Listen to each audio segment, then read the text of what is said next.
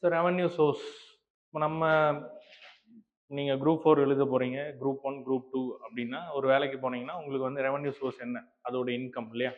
அப்படி இல்லைன்னா ஏதாவது பிஸ்னஸ் பண்ணுறோம், ஏதாவது ஒரு தொழில் செய்கிறோம் அப்படின்னா நமக்கு ஒரு சோர்ஸ் இருக்குது இன்கம். அது மாதிரி கவர்மெண்ட்டுக்கு வருவாய் ஆதாரங்கள் என்ன, சோர்சஸ் ஆஃப் ரெவன்யூ. ஸோ எதன் மூலமாலாம் அவங்களுக்கு வந்து ரெவன்யூ வரும். ஸோ அதை வச்சு தான் அவங்க என்ன பண்ணுவாங்க, டெவலப்மெண்டல் ஆக்டிவிட்டீஸ்லாம் பண்ணுவாங்க, வெல்ஃபேர் மெஷர்ஸ் பண்ணுவாங்க இல்லையா? ஃபர்ஸ்ட் இதை ரெண்டா பிரிக்கலாம்.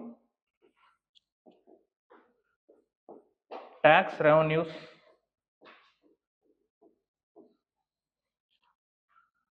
நான் டாக்ஸ் ரெவன்யூஸ்.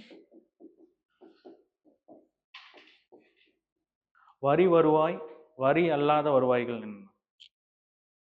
ஸோ டாக்ஸ் ரெவன்யூஸ்ல என்ன வரும்? இந்தியா பொறுத்தவரையும் டைரக்ட் டாக்ஸ், இன்டைரக்ட் டாக்ஸஸ், நேரடி வரி, மறைமுக வரின்னு சொல்லுவாங்க இல்லையா? ஸோ இந்த டாக்ஸ் ரெவன்யூஸ்லாம் பார்த்தீங்கன்னா இதுல இந்த சோர்ஸ் மூலமா வரும். தென் நான் டாக்ஸ் ரெவன்யூஸ்னா என்ன சொல்லலாம்? நான் டாக்ஸ் ரெவன்யூஸ்,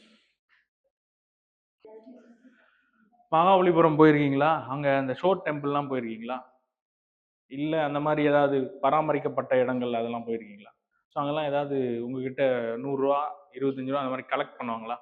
ஸோ அதெல்லாம் பார்த்தீங்கன்னா ஃபீஸ்ன்னு சொல்லுவாங்களா? நீங்கள் ஏதாவது ஒன்று அரசு சார்ந்த விஷயங்களை பயன்படுத்துறதுக்காக யூஸ் பண்ணுறது. ஸோ அதுக்காக உங்ககிட்ட இருந்து என்ன சொல்லுவாங்க, அந்த ஃபீஸ் கலெக்ட் பண்ணுவாங்க. ஸோ அந்த மாதிரியான விஷயங்கள்லாம் அதில் போகும் அந்த ஃபீஸ். இதில் ரெண்டுத்துக்கும் என்ன டிஃப்ரென்ஸ்னா, இதெல்லாம் வந்து லீகல் ஆப்ளிகேஷன் இருக்கும், நீங்கள் கண்டிப்பாக கட்டணும்.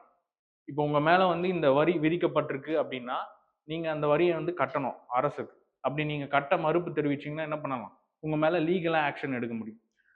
பட் இது நீங்க ஏதாவது ஒரு விஷயத்த பயன்படுத்த போறீங்க அப்படின்னா அதுக்கு நீங்க அதை செலுத்தி அதை பயன்படுத்திக்கலாம். அப்படி உங்களுக்கு விருப்பம் இல்லை அப்படின்னு சொன்னா நீங்க அதை பயன்படுத்த தேவையில்லை. ஸோ இதுல லீகல் ஆப்ளிகேஷன்ஸ் கிடையாது. ஓகேவா? இந்த ஃபீஸ்லாம். ஸோ இந்த மாதிரி விஷயங்கள் இங்க கலெக்ட் ஆகும். ரெண்டாவது வந்து கவர்மெண்ட் வந்து வெளியில வேர்ல்ட் பேங்க் கிட்ட இருந்து கடன்லாம் வாங்குவாங்க இல்லையா? இல்லையா? எப்பவுமே நீங்க பட்ஜெட் பாத்தீங்கன்னா டெபிசிட்ல தான் பட்ஜெட்டே இருக்கும். வருவாய் வர்றதை விட செலவு தான் அதிகமா இருக்கும். ஏன்னா நம்ம கிட்ட பாப்புலேஷன் அதிகம், வெல்ஃபேர் மெஷர்ஸ் நிறைய பண்றது. ரெண்டாவது என்ன பண்றாங்க, கரப்ஷன்லாம் இருக்கிறதுனால என்ன எப்பவுமே டெபிசிட்ல தான் மெயின்டைன் பண்ணுவாங்க இல்லையா? ஸோ அதனால என்ன பண்ணுவாங்கன்னா வெளியில இருந்து வாங்குற கடன் எல்லாம் இதுல வந்து சேர்ந்து.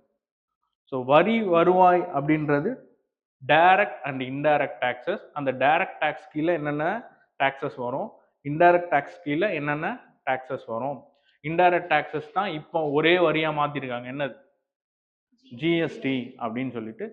அதுல இன்டைரக்ட் டாக்ஸ் இதுக்கு முன்னாடி என்னென்ன டாக்ஸ் இருந்தது, அது எப்படி இன்டைரக்ட் அது ஜிஎஸ்டிக்குள்ள என்னென்ன டாக்ஸ்லாம் போயிருக்கு, எதெல்லாம் இல்லை அப்படின்றதையும் படிச்சு வச்சுக்கணும். ஸோ இந்த மாதிரியான கேள்விகள் இது வரைக்கும் கேட்டிருக்காங்க.